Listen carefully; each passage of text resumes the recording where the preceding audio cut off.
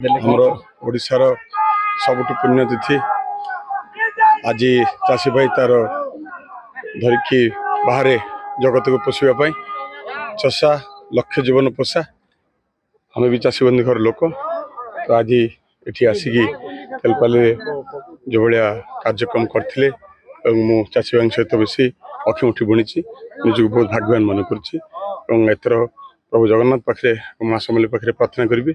बहुत भल वर्षा हो भल फसल फल सर रेंगाली पाख दे गोटे नदी जाइए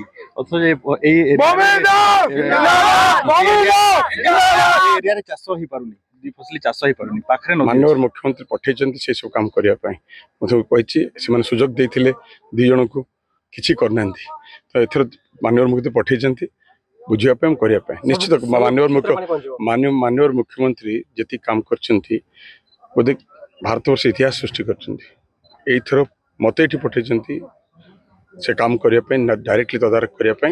जहाँ भी सुविधा असुविधा अच्छी माननीय मुख्यमंत्री डायरेक्ट करेंगे। मोबाइल फोन और सांगसाथी आपण पिलाटीर पाठपढ़ा और कैरियर को प्रभावित करुच्ची कि आपण से विवृत कि तेबे आज ही आसतु आपण चाहूबा मन लगी संपूर्ण आवासिक स्कूल